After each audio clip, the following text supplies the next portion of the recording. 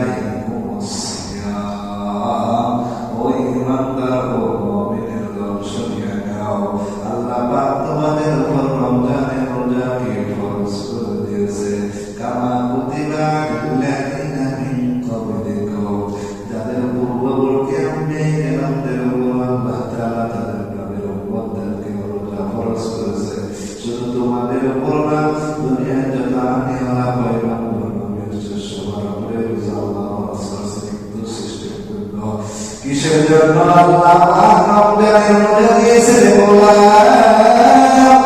আবার মালিক ডাক দিয়া কয়, ও দুনিয়ার বান্দারা, আমি আল্লাহকে যদি পুরোপুরি পাইতে চাও, আমি আল্লাহর রাজা বলতে যদি দিয়া খবরে যেতে চাও, আমি আল্লাহ তোমাদের জন্য বিশেষ বিশেষ অফার দিয়ে থাকি। এই দিনের মধ্যে অনেকটা দুনিয়া আছে, 83 বছর 3 মাসে আবার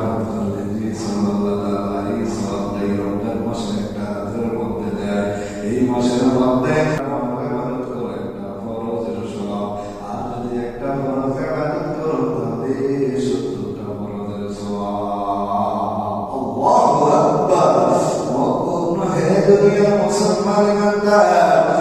দুনিয়া বুঝে দেও, আল্লাহকে জমিনের মধ্যে পাঠাইলো, জমিনের মধ্যে পাঠাইয়া সাতটা জমিন আল্লাহ তোমাদের জন্য বানাইছে। আল্লাহ বলেন আমার সন্তান নাই, আমার ছেলে নাই, আমার মেয়ে নাই, তোমরাই আমার সব কিছু। এ বাবা, আমি তোদেরকে বড় মহব্বত করে জমিনে পাঠাইছি, আমি মালিকের নাফরমানি করতে করতে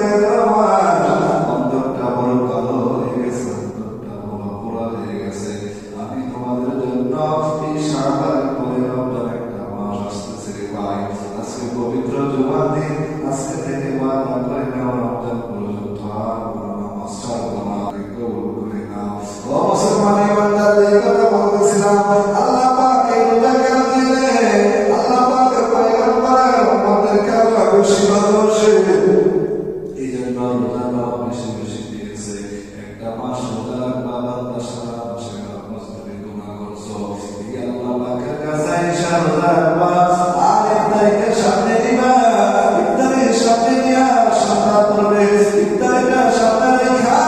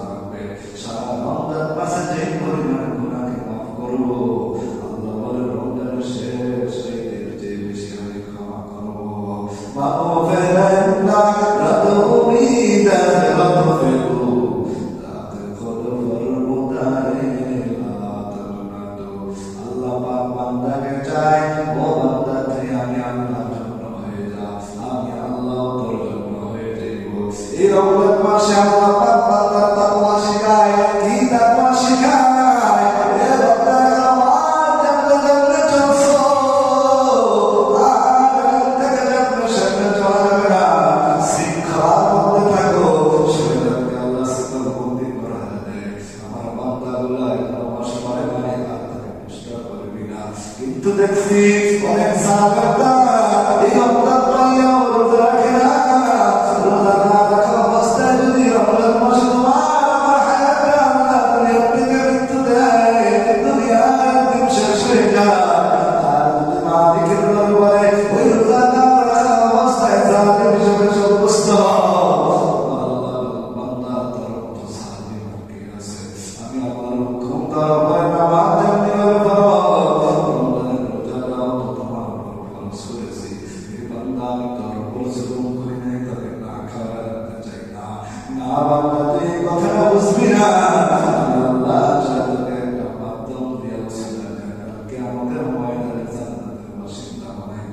কিন্তু কেমন না করবা